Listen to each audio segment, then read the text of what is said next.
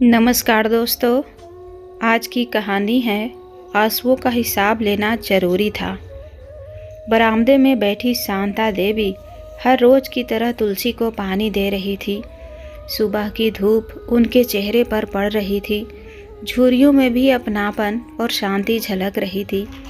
हाथ कांप रहे थे लेकिन मन शांत था। तभी दरवाज़ा जोर से खुला। रीता तेज कदमों से आई, हाथ में 2 कागज, बिजली और पानी का बिल, चेहरे पर तीखापन, आंखों में चिढ़। माँ जी, लीजिए ये दोनों बिल। बिजली 1250, पानी 700 रुपये। जब आपको हर महीने 20,000 की फ्री पेंशन मिलती है तो अब घर का कुछ खर्चा भी आप ही उठा लीजिए। हर बार पूरे घर का खर्चा हम ही क्यों उठाएं? इस घर में आप भी तो रहती हैं, इसीलिए आप भी थोड़ा सा अपना योगदान करिए। शांता देवी ने कांपते हाथों से चश्मा ठीक किया। अरे बहू, तुम्हारे पति राजेश काम पर जाता है ना? पहले तो घर का सारा खर्चा वही उठाता था, तो अचानक से क्यों? रीता ठहाका लगाती हुई बोली, हाँ, क्योंकि अब मेरा दिमाग खराब हो रहा है। हाँ, वो कमाते हैं, पर क्या सारी जिम्मेदारी उन्हीं की है?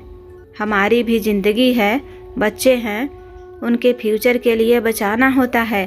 और आप बस बोझ की तरह हमारे सिर पर कुंडली मार कर बैठी रहती हैं। आपके लिए पैसे आ जाते हैं फ्री में। वो आगे बढ़ी, कुर्सी पर बैठते हुए बोली, 20,000 ऐसे ही नहीं आते माँ जी।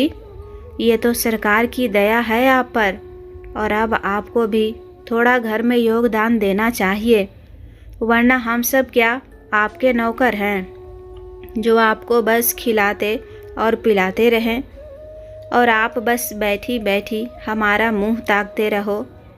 शांता देवी ने हल्की मुस्कान के साथ कहा, रीता बहू, वो पैसे मेरे इलाज के लिए हैं, थोड़े बहुत काम चलाने के लिए। अब बुढ़ापा है, दवाइयों में ही आधा चला जाता है और कुछ पैसा छोटी मोटी खर्चों में खर्चा हो जाता है। मैं ऐसे ही उसे उड़ाती तो नहीं हूँ ना? रीता ने ठंडी हंसी हंसकर कहा, माँ जी प्लीज़ अपना यह नौटंकी ड्रामा बंद करिए। दवा के नाम पर क्या करती हैं माँ जी? या तो अपने उस ससुराल में बैठी हुई बेटी को भेज देती हैं या फिर तिजोरी में छिपा देती हैं। वो आपके लिए सब कुछ है और हम क्या आपके लिए? यह सुनकर शांता देवी का चेहरा उतर गया। उन्होंने कांपती आवाज़ में कहा, बेटी, मैं झूठ नहीं बोलती, मैं तो बस।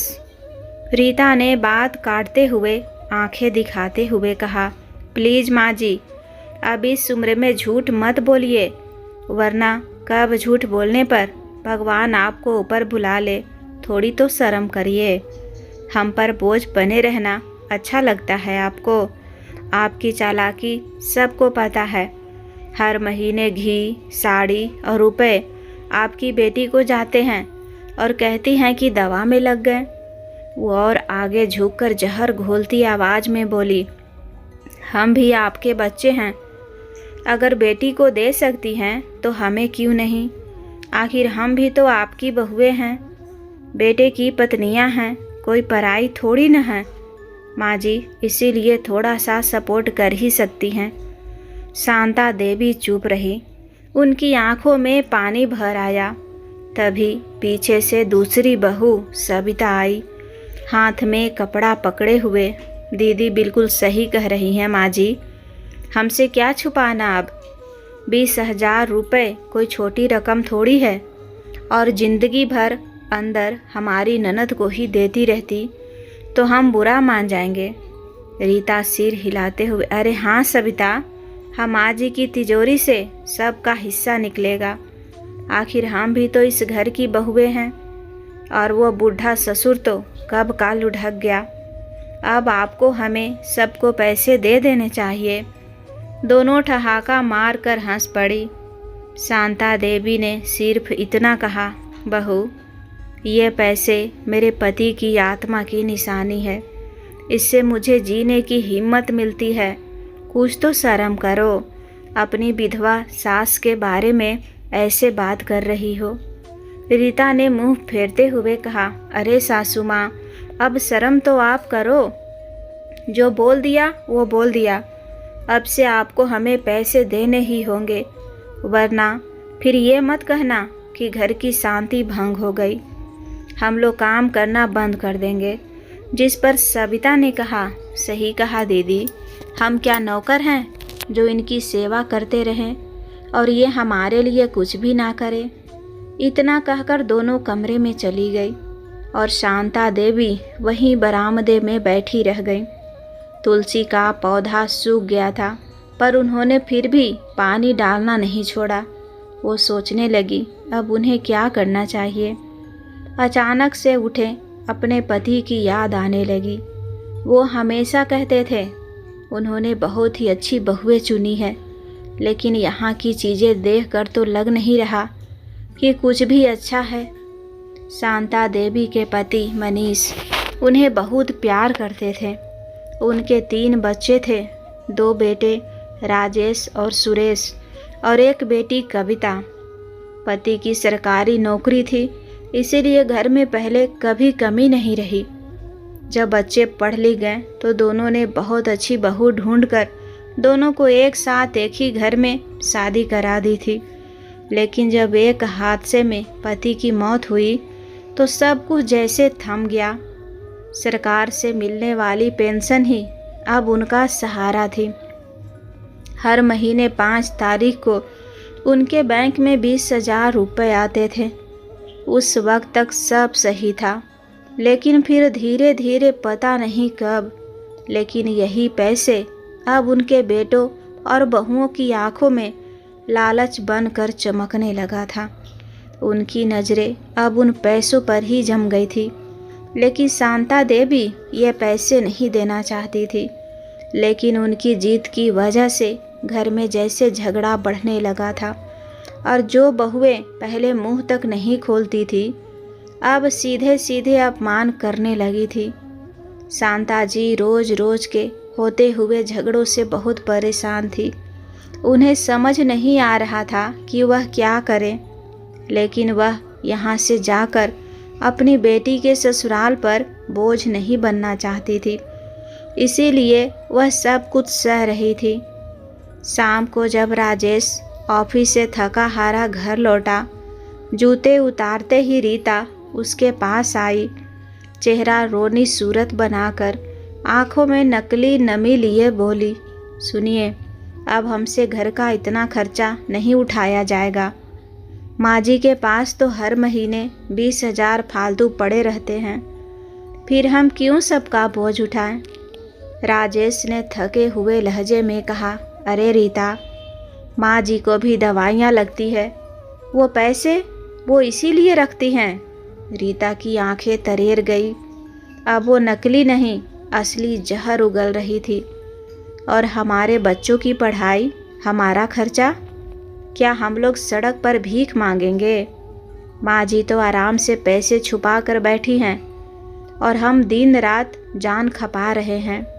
देखो, सुन लो, अपनी माँ से बोलो पैसों का बंटवारा करे, वरना फिर मैं यह घर छोड़ दूंगी। जिसे सुनकर राजेश ने परेशान होते हुए कहा, रीता, ये कैसी जिद है? तुम्हें पता है ना मैं तुम्हें नहीं छोड़ सकता। और माँ पैसे छुपाती नहीं, बस अपने पास रखती है। रीता झल्ला उठी। रखती है मतलब? तुम अभी भी उस बुढ़िया की साइड लोगे? वो अपनी बेटी को भेजती है वो रुपए, सबको पता है ये बात, और आप हमेशा उनकी तरफदारी में खड़े रहते हो। आखिर मैं आपकी और आपकी माँ की, आपकी बीवी बहू हूँ या कोई नौकरानी? इतना कहते हुए उसने जोर से पर्स सोफे पर फेंका। तभी सविता भी पीछे से आ गई। दीदी, अकेली क्यों बोलेगी, हम भी कुछ कहेंगे। और जेठ जी, अगर आपकी माँ हमें अपना नहीं मानती तो हम भी उनके लिए 1 रुपये खर्चा नहीं करेंगे। बिल का पैसा उन्हें भरना ही होगा। मुझे भी अपने बच्चों की फ्यूचर की फिक्र है। मेरे पति तो शराब पीते हैं, जिससे उनका खर्चा मैं नहीं उठा सकती, जिसे सुनकर राजेश अब बीच में फंस गया था। माँ एक तरफ, बीबी और छोटी बहू एक तरफ। उसने धीरे से बोला, देखो बात को इतना बढ़ाओ मत, मैं माँ से बात कर लूँगा। रीता झट से तिलमिला गई। बात नहीं करनी, फैसला लेना है राजेश। या तो वो पैसे हमारे काम आएंगे या फिर हम देख लेंगे अपनी राह। इतना बोलकर वो जोर से दरवाज़ा पटक कर कमरे में चली गई, जिस पर सविता भी मुंह बनाकर चली गई। वो क्यों अपना नुकसान करवाती। रात को बरामदे में मंद रोशनी जल रही थी। शांता देवी चौकी पर बैठी थी, हाथ में पुरानी चादरें थामे। राजेश आया, माँ के पास बैठा और बोला, माँ कुछ पैसे घर के खर्चा में दे दीजिए ना, रीता बहुत परेशान है। शांता देवी ने उसकी आंखों में देखा। अब वो पुराना अपनापन नहीं था, बस झिझक थी। बेटा, क्या तू भी वही सोचता है जो वो बोलती है? राजेश ने सिर झुका लिया। माँ देखिए, अब ज़माना बदल गया है, अब सबको मिलकर चलना पड़ता है, इसीलिए आप उन पैसों का क्या ही करेंगी, आप हमें ही दे दीजिए।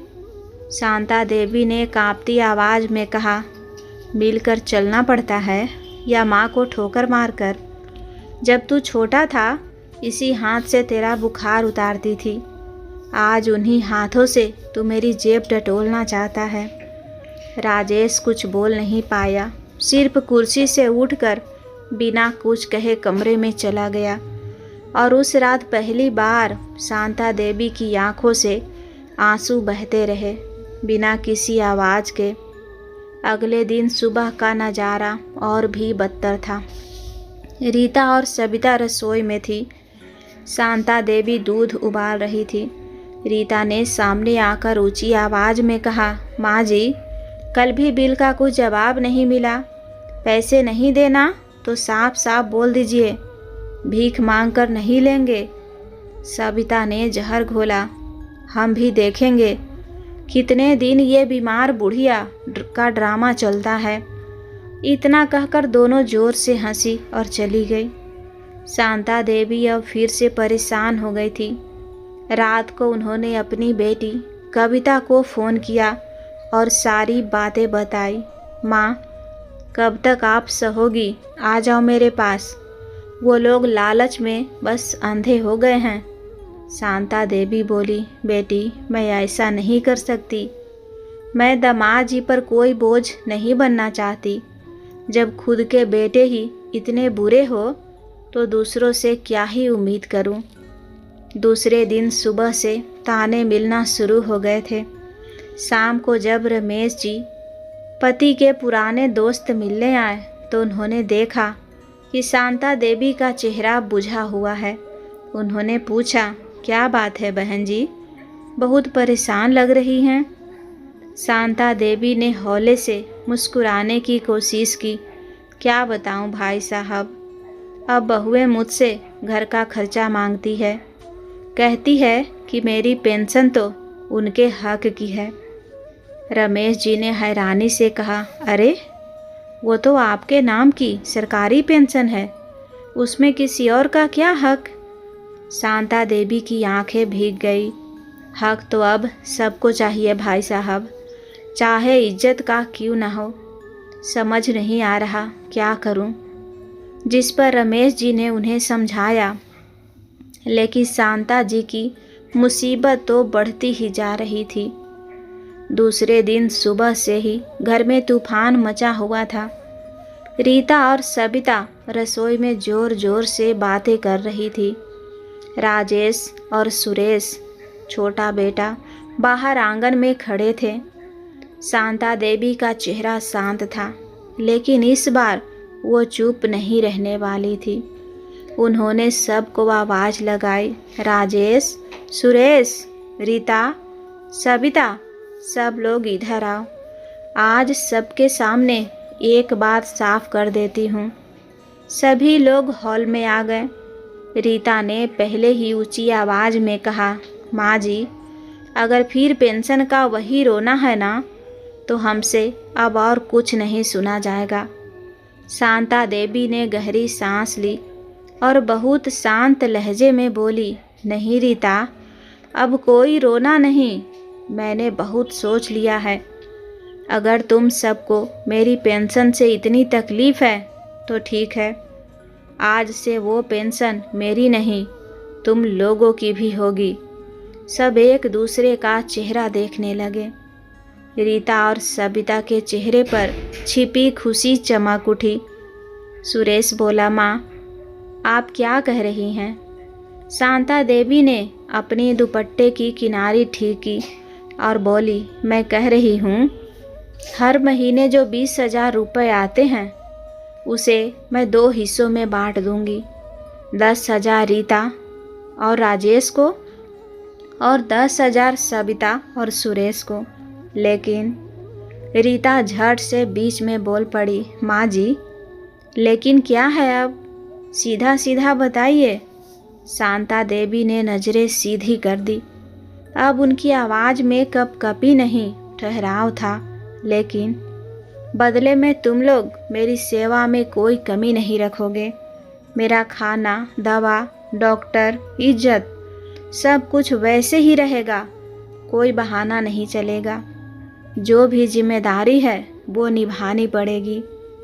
मोहन और राजेश थोड़ा झिझके, पर रीता और सबिता तो मानो खुशियों से झूम उठी। हाँ हाँ, इसमें बुराई ही क्या है माँ जी? हम तो पहले दिन से ही यही चाहते थे, सब बराबर। अब आप निश्चिंत रहिए माँ जी, हम आपकी वैसे ही सेवा करेंगे जैसे आपने हमारे पति की थी। दोनों के चेहरे पर झूठी मिठास और अंदर का लालच साफ झलक रहा था। राजेश बोला, माँ अगर आपको इसमें सुकून है तो हमें कोई आपत्ति नहीं। शांता देवी हल्की सी मुस्कुराई। उन्होंने धीरे से कहा, ठीक है, आज से मेरी पेंशन तुम लोगों की भी जिम्मेदारी बन गई। रीता और सबिता एक दूसरे की तरफ देखकर खुश होकर सिर हिलाने लगी। रीता और सबिता के हाथों में जैसे ही पेंशन की रकम आई थी, दोनों की तो जैसे बल्ले बल्ले हो गई थी। कभी जो उनकी आंखों में ताने और गुस्सा था, वही आंखें अब मिठास से भरी हुई बातें करने लगी। रीता माँ के लिए चाय लाने लगी, सबिता उनके पैर दबाने लगी। घर में कुछ दिन तक ऐसा माहौल रहा जैसे कोई त्योहार चल रहा हो। शांता देवी को भी लगा, चलो अब सब ठीक हो जाएगा, बच्चे समझ गए होंगे। लेकिन उन्हें क्या मालूम था कि यह तो बस मीठी शुरुआत थी। जहर तो अंदर छिपा हुआ था। शुरुआती कुछ दिनों तो सब ठीक चला, लेकिन फिर धीरे धीरे उनका रंग खुलने लगा। रीता अब दोबारा पहले जैसा व्यवहार करने लगी, ताने, उलाहने और आंखें दिखाना। और सबिता भी रीता से पीछे नहीं रही। सिर्फ पेंशन आने तक वह लोग अच्छा व्यवहार करते, लेकिन जैसे ही पेंशन मिलती वैसे ही वह लोग अपने असली रूप दिखाने लगते। एक दिन दोपहर का वक्त था। शांता देवी आंगन में चारपाई पर बैठी हल्की धूप सेंक रही थी। हाथ में दवा की पुड़ियाँ थी जो खत्म होने वाली थी। उनकी तबीयत भी अब सही नहीं रहती थी। उन्होंने रीता को आवाज़ दी, बेटी रीता, ज़रा मेरी वो दवाई वाला पर्चा उठाना। डॉक्टर ने कहा था कि यह दवा बंद मत करना, ख़त्म हो रही है। रीता जो उस वक्त मोबाइल में व्हाट्सएप चला रही थी, आंखें तरेरते हुए बोली, माँ जी इस महीने तो नहीं हो पाएगा दवाई ववाई लेना, EMI भरनी थी, पैसा बचा ही नहीं। वैसे भी हर महीने कोई न कोई बीमारी ले आती हो तुम, अब बस भी करो।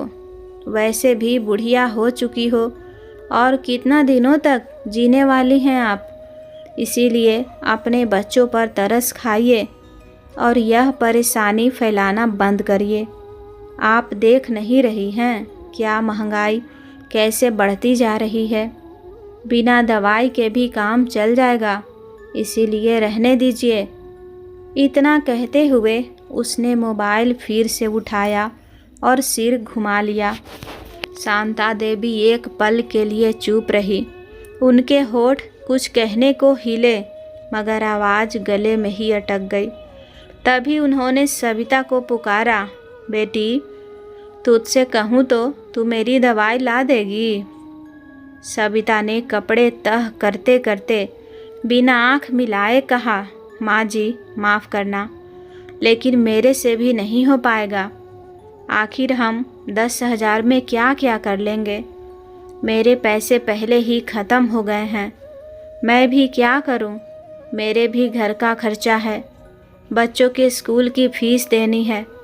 अब आपकी दवाई के लिए कहाँ से लाऊं? उसने ताना कसते हुए कहा, जब पैसे बांटने थे तब तो बड़ी बड़ी बातें थी। अब सब कुछ हम ही से कराना है, हमसे नहीं होगा। ये बात सुनकर शांता जी को झटका सा लगा। रीता और सविता अब एक दूसरे पर भी भड़कने लगी थी। रीता ने सविता की ओर देखा और बोली, अरे तू भी तो हर महीने 10,000 लेती है ना, तू क्यों नहीं खरीद लाती दवाई? सविता भी पीछे हटने वाली नहीं थी। मैं ही क्यों लाऊं? माँ जी तेरी भी तो सास है, और तुम बड़ी हो तो तुम्हारा ज़्यादा हक बनता है। रीता जोर से चीखी, अरे वाह, पैसे बांटने में तो बराबरी चाहिए थी ना, अब जिम्मेदारी में तेरा कुछ भी नहीं। दोनों के बीच जोर की बहस छिड़ गई। घर में वो शांति जो कुछ दिन पहले थी, अब फिर से जहरीली हवा में बदल चुकी थी। शांता देवी ने रोकने की कोशिश की तो उन्हें धक्का देकर अलग कर दिया, जैसे वो उनके लिए मायने नहीं रखती, जिससे वह ज़मीन पर दर्द से कराहती हुई दोनों को देखती रही। आँखों में न आंसू थे न आवाज़, बस दिल में चुभन थी। शाम को उन्होंने हिम्मत जुटाई और अपने बेटों को बुलाया। राजेश और सुरेश कमरे में आए तो शांता देवी कांपती आवाज़ में बोली, बेटा आज मैंने बहुओं को दवाई लाने को कहा था, लेकिन दोनों बहुओं ने मना कर दिया और मेरी दवाइयाँ ख़त्म हो गई है। अब मुझसे तो बाहर जाकर दवा लाना भी नहीं होता। तुम दोनों में से कोई ले आए तो। जिस पर राजेश ने झुंझला कर कहा, माँ प्लीज़, ऑफिस से अभी आया हूँ और आप अभी से शुरू मत हो जाइए। पहले बॉस की सुनूं, फिर घर आकर अपनी बीवी की सुनूं और उसके बाद आपकी भी सुनूं। अरे आप तो समझिए, आप तो मुझे परेशान मत करिए और थोड़ा चैन की शांति की ज़िंदगी जीने दीजिए। वैसे भी ज़्यादा दिन तो जीने वाली है नहीं, तो आपको क्या बिना लड़े या फिर लड़ाई कराए हुए चैन नहीं आता? कोई ज़रूरत नहीं है दवाई की, ऐसे ही आप ठीक हो जाएंगी, ठीक है? ऐसे मुझे बुलाकर मेरा मूड मत खराब किया करिए। सुरेश भी बोला, हाँ माँ, हमें बार बार बीच में मत बुलाया करो। तुमने ही तो कहा था बराबर बांट दूँ, अब खुद ही संभालो। मुझसे भी बोलो, मेरे ऊपर बहुत सारा कर्जा है। आपके पैसे लाख खाक नहीं थे जो आप ऐसे हम पर हुक्म चलाती रहती हैं। शांता देवी उन दोनों को देखती रही। कभी यह बेटे उनके सिर पर हाथ रख कर कहते थे, माँ हम तुम्हारे साथ हैं। आज वही बेटे पीछे हटते नजर आ रहे थे और उनसे इस तरह इतनी बदतमीजी से बात कर रहे थे। वह कुछ कहती उससे पहले ही उनके दोनों बेटे वहाँ से जा चुके थे। शांता देवी कमरे में अकेली बैठी थी। उन्होंने धीरे से आसमान की ओर देखा और मन में बुदबुदाई, हे भगवान, यही दिन देखने के लिए छोड़ा था इन बेटों के लिए, जिन हाथों से इन्हें पाल पोस कर बड़ा किया। आज उन्हीं हाथों से पेंशन की भीख मंगवा रहे हैं। उनका दिल जैसे अंदर से टूट चुका था। ना अब उनमें गुस्सा था, ना कोई उम्मीद, बस एक थकान सी थी, बुढ़ापे की थकान। अब उन्हें अफसोस हो रहा था कि उन्होंने क्यों पेंशन अपने बेटों के हाथों में दे दी, क्योंकि जब तक नहीं दी थी तब तक उनके साथ अच्छा तो व्यवहार हो ही रहा था, लेकिन जब से पेंशन दी है हालत उससे भी ज़्यादा बदतर हो चुके हैं। घर में रात का सन्नाटा था, लेकिन शांता देवी के अंदर एक तूफान चल रहा था। कभी जिस आंगन में हंसी ठिठोली गूंजा करती थी, अब वहाँ बस सन्नाटा और चिड़ियों की धीमी चहचहाहट सुनाई दे रही थी। रीता और सबिता अब खुलकर अपने रंग दिखा रही थी।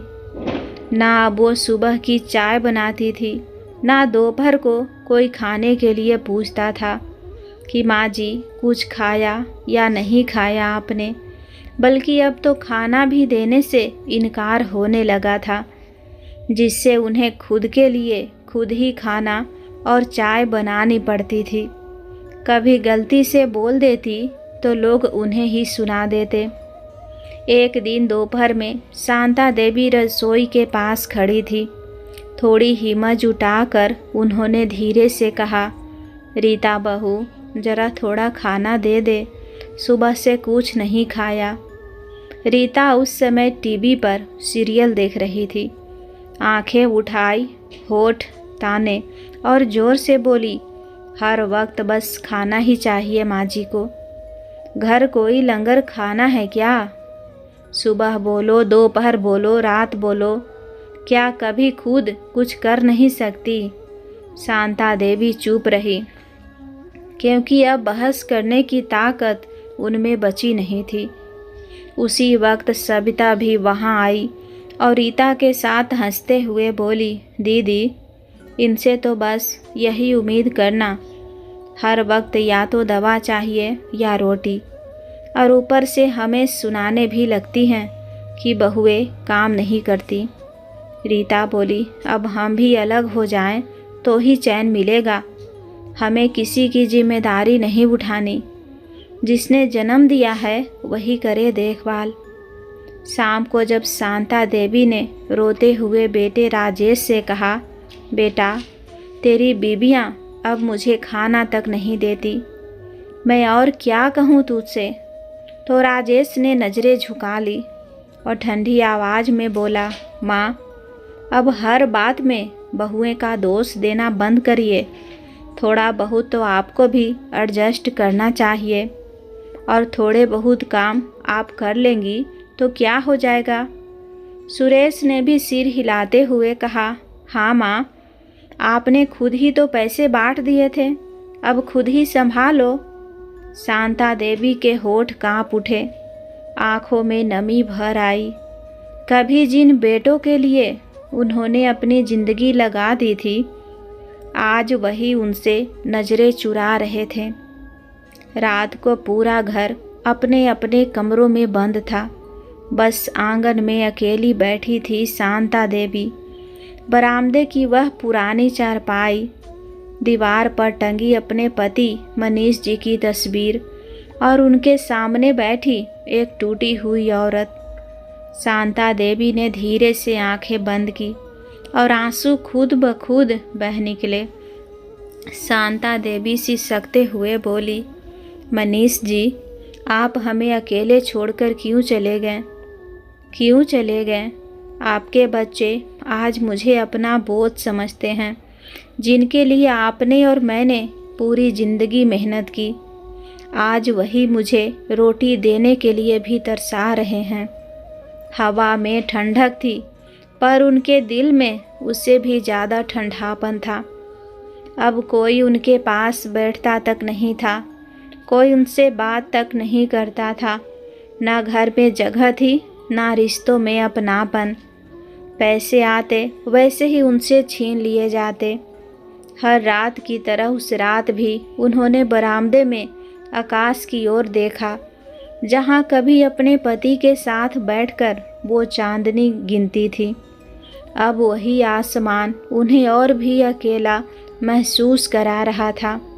उन्होंने धीरे से खुद से कहा, शायद अब मेरा इस घर में कोई नहीं।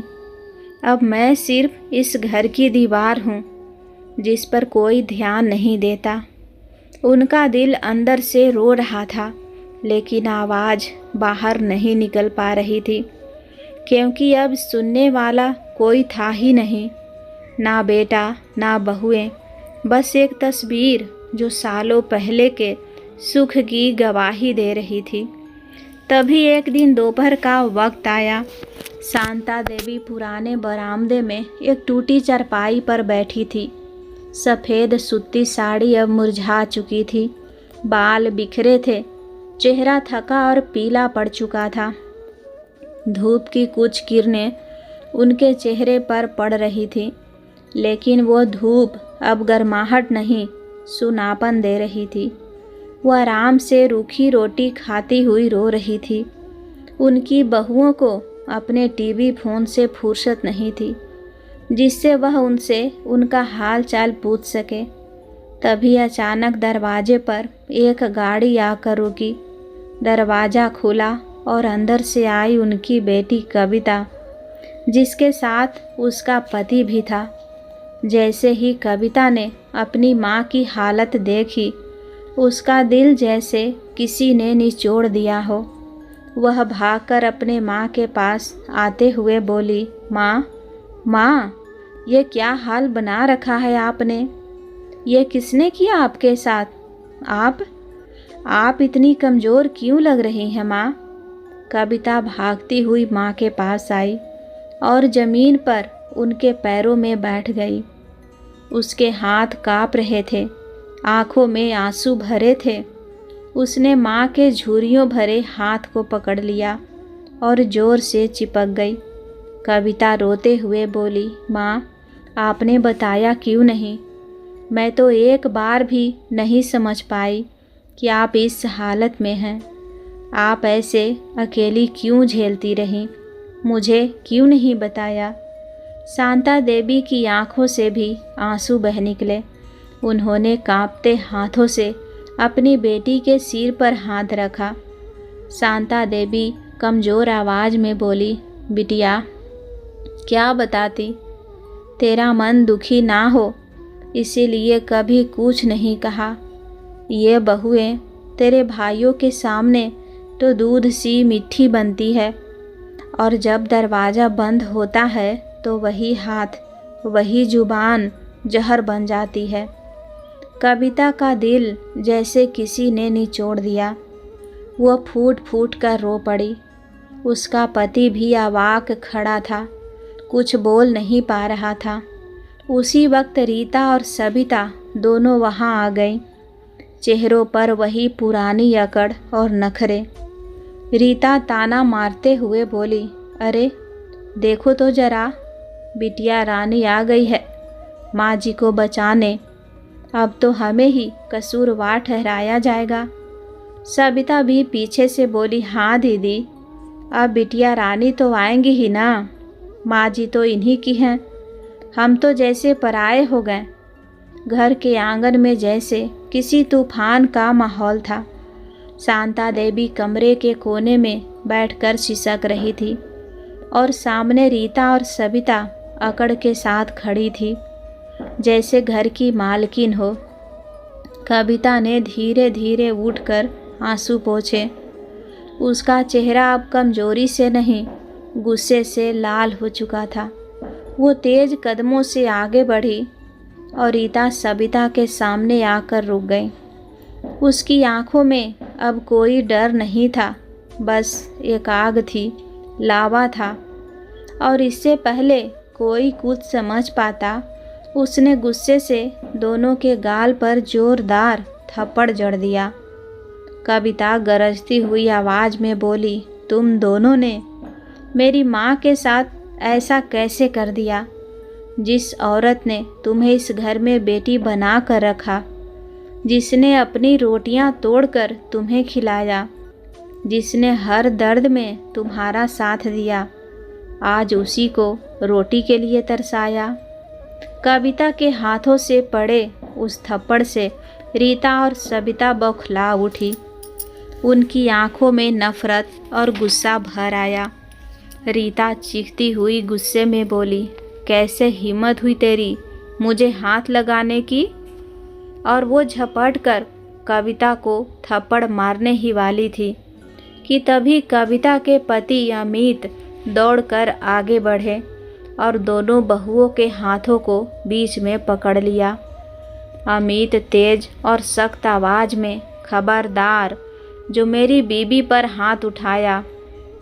अभी तक तुम्हारे जुल्म चुपचाप सह रही थी, अब एक लफ्ज भी ज़्यादा बोला तो अंजाम बहुत बुरा होगा।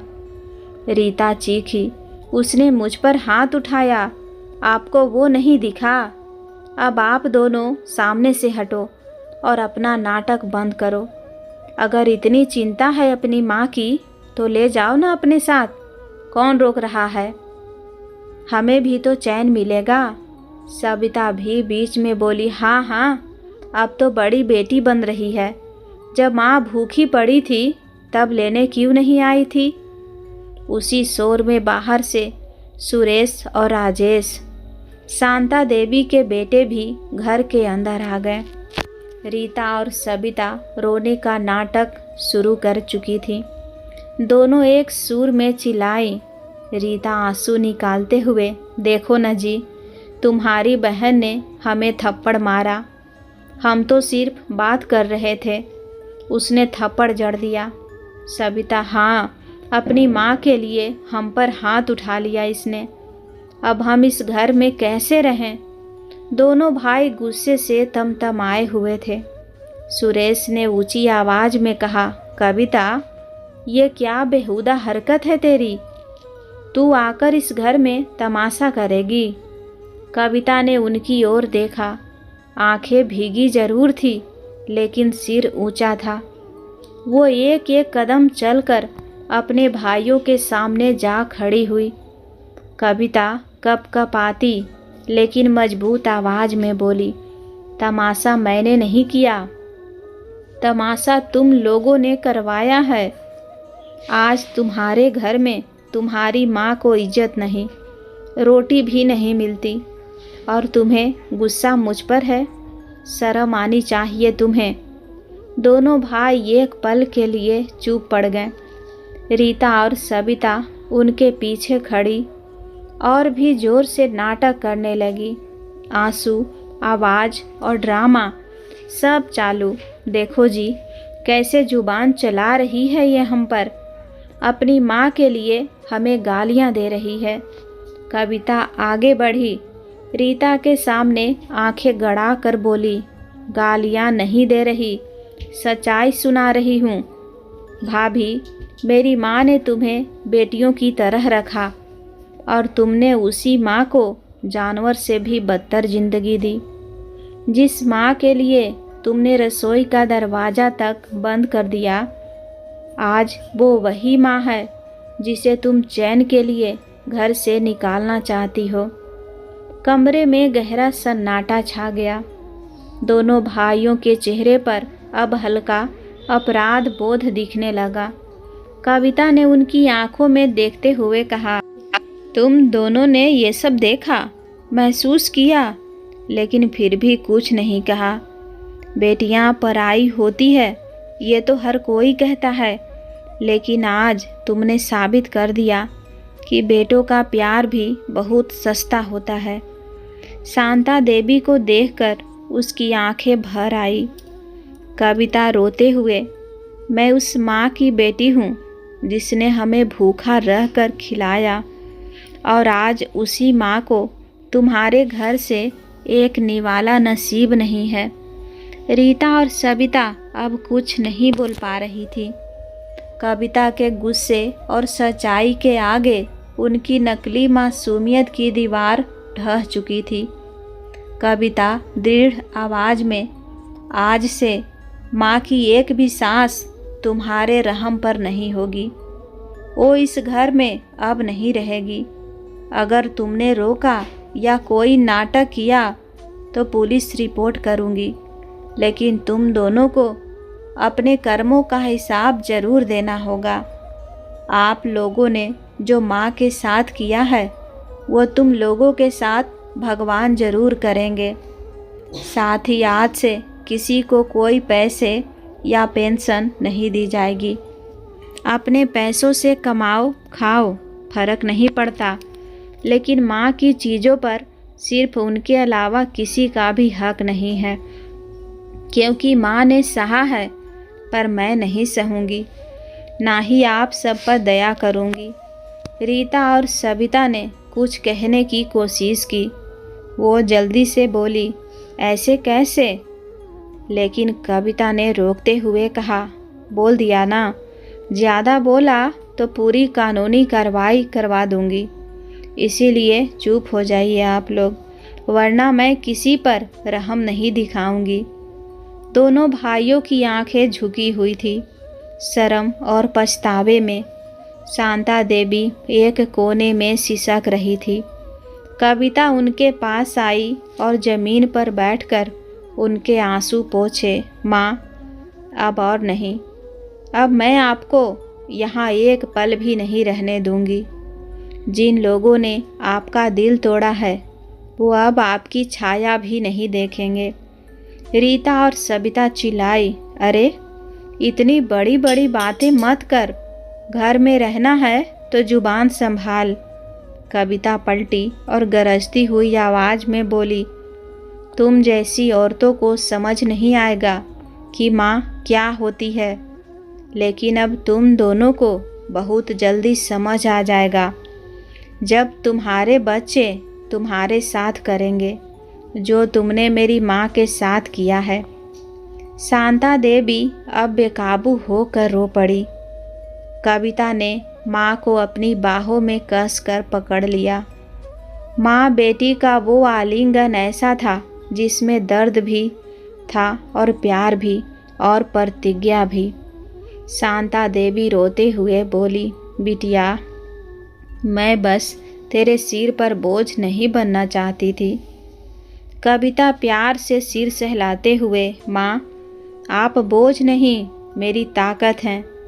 अब किसी की हिम्मत नहीं होगी आपको दुख पहुँचाने की।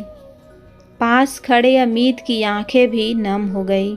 वो आगे बढ़ा और शांता देवी के पैरों के पास झुककर बोला। अमित गंभीर आवाज़ में, माँ, मुझे कभी अपने माँ बाप का प्यार नहीं मिला। अगर आज आप मेरे साथ चलेंगी तो मेरे लिए ये सबसे बड़ी दौलत होगी। अब से मैं भी आपका बेटा हूँ। शांता देवी ने कांपते हाथों से उसके सिर पर हाथ रखा। उनकी आंखों से बहते आंसू इस बार कमजोरी के नहीं, राहत के थे। कविता और अमित ने शांता देवी के पुराने बैग में कुछ ज़रूरी कपड़े रखे। वो टूटी चारपाई, वो घर की दीवारें सब सालों का गवाह थी उनके अपमान का, लेकिन आज वो दीवारें भी जैसे उनके जाने का आशीर्वाद दे रही थी। रीता और सविता दरवाजे पर खड़ी थी। चेहरों पर तमतमाहट और आंखों में गुस्सा उबल रहा था। उन्हें समझ नहीं आ रहा था कि उनकी पकड़ से ये बुढ़िया कैसे फिसल रही है। रीता गुस्से से दांत भींचते हुए धीरे से कविता से, माँ को कहीं नहीं ले जाओ। उनके चेहरे पर पहली बार हार की लकीरें दिख रही थी। कविता और अमित ने शांता देवी का हाथ थामा। दरवाज़ा खुला और पहली बार शांता देवी ने उस घर से बाहर कदम रखा, बिना किसी बोझ के, बिना किसी डर के।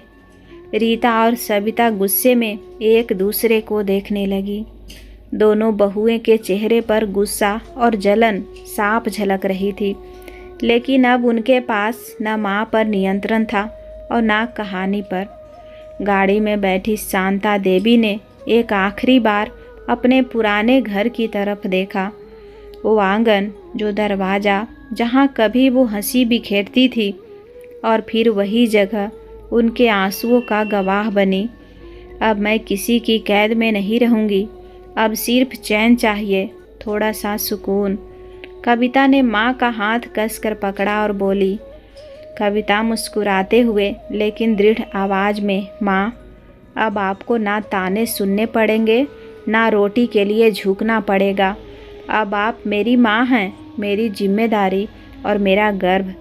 अमित पीछे मुड़कर घर को देख रहा था और वह लोग वहाँ से चले गए। आंगन में सिर्फ सन्नाटा था और वही सन्नाटा अब रीता और सबिता के बीच जहर की तरह पसरने लगा था। रीता ने गुस्से में सबिता की तरफ देखा। चेहरे पर तमतमाहट और आवाज़ में आग थी।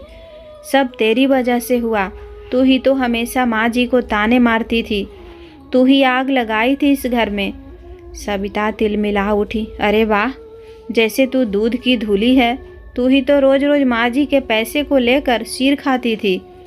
तू ही तो बोली थी इस बुढ़िया को रास्ते से हटाना पड़ेगा। अब मुझ पर इल्ज़ाम मत लगा। रीता ने पैर पटकते हुए कहा। हाँ तो क्या करती, तू भी तो मेरे साथ थी। अब जब सब कुछ हाथ से निकल गया तो अपनी गंदगी मुझ पर डाल रही है। दोनों के बीच झगड़ा बढ़ता गया। गालियाँ, आरोप, पुराने जख्मों की परतें खुलती गई। एक वो वक्त था जब वो दोनों मिलकर सास को सताती थी और अब वो एक दूसरे पर ही भड़क रही थी। अंदर सुरेश और राजेश गुस्से से नहीं बल्कि टूटे हुए दिल से कमरे में बैठे थे। आंखों में पानी था और सिर झुका हुआ। शांता देवी के चेहरे की वो झुर्रियाँ, वो थकान, वो अपमान अब उनके जहन में हथौड़ों की तरह बज रही थी। राजेश बोला, हमसे बहुत बड़ी गलती हो गई भाई। राजेश रोते हुए, हाँ भाई, माँ के साथ ऐसा बर्ताव, वो भी हमारे रहते हुए। हम बेटे कहने के लायक भी नहीं रहे। उनके आंसू फर्श पर टपक रहे थे। वो दोनों पहली बार खुद से नज़रें नहीं मिला पा रहे थे। बाहर अब भी रीता और सबिता का झगड़ा जारी था।